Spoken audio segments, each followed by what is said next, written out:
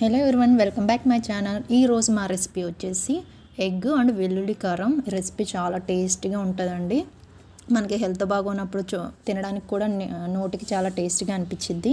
ఈ రెసిపీ ఎట్లానో ప్రాసెస్ చూపిస్తా, వచ్చి చూసేయండి. స్టవ్ మీద ప్యాన్ పెట్టుకుని ఆయిల్ పోసుకోవాలి. అట్లానే ఒక వెల్లుల్లి రబ్బ అందులో వేసుకోవాలి. ఫస్టే మనం ఎగ్ బాయిల్ చేసి పెట్టుకుంటాం కదా, దానికి నాట్లు పెట్టుకుని ఎగ్ ఆయిల్లో వేసేసుకుని ఉప్పు కొంచెం పసుపు అనేది ఎగ్లో వేసుకోవాలి. అది గోల్డెన్ కలర్ వచ్చేంత వరకు ఈ లోపు మనం వెల్లుల్లి కారం ప్రిపేర్ చేసుకోవాలి. దానికి కావాల్సిన ఇంగ్రీడియంట్స్ వచ్చేసి జస్ట్ జీలకర్ర అండ్ వెల్లుల్లి రబ్బలు అండ్ కారం, ఈ మూడు. మనకి రోల్ ఉంటే దంచుకోండి, లేదంటే మిక్సీలో అయినా వేసేసుకోవచ్చు. ఫస్ట్ జీలకర్ర వేసుకుని దాన్ని కచ్చాపచ్చాగా దంచుకుని అందులోనే మళ్ళీ వెల్లుల్లిపాయలు వేసుకుని దాన్ని కూడా మెత్త పేస్ట్లా కాకుండా కొంచెం కచ్చాపచ్చాగా ఉంటే బాగుంటుంది అనమాట టేస్ట్. అట్లా దంచుకోవాలి. నెక్స్ట్ అందులోనే కారం వేసేసుకోవాలి. కారం అనేది కర్రీలో మళ్ళీ సపరేట్ వేసేది ఏమి ఉండదు, ఇక్కడే క్వాంటిటీ చూసి వేసేసుకోండి. కారం వేసుకుని మనం దంచుకుంటుంటే ఆ వెల్లుల్లిపాయలో కొంచెం తేమ అనేది ఉంటుంది కదా, దానికి అది పేస్ట్ లాగా అయిపోతుంది అనమాట. నెక్స్ట్ ఎగ్ ఇలా వచ్చేంత వరకు, గోల్డెన్ కలర్ వచ్చేంత వరకు ఫ్రై చేసి మనం పక్కన పెట్టుకోవాలి. సేమ్ అందులోనే కరివేపాకు వేసుకోవాలి.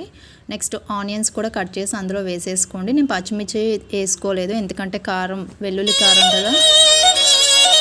ఆనియన్స్లోనే పసుపు వేసుకోవాలి. అట్లానే సాల్ట్ కూడా వేసేసుకోండి. సాల్ట్ ఆనియన్స్లో డైరెక్ట్ వేయడం వల్ల ఏంటంటే ఆనియన్స్ అనేవి తొందరగా వేగుతాయి అన్నమాట. కొంచెం గోల్డెన్ కలర్ వచ్చేంత వరకు వేయించుకోవాలి. అవి వేపిన తర్వాత మనం ఫస్ట్ ప్రిపేర్ చేసి పెట్టుకున్నాం కదా, మనకి కన్సిస్టెన్సీలో ఆయిల్ పైకి తేలడం స్టార్ట్ అవుతుంది కదా, ఆ పేస్ట్ ఆనియన్స్ కొంచెం అటు ఇటు మూవ్ చేసుకుని మధ్యలో ఆయిల్లో పేస్ట్ వేసేసుకోండి.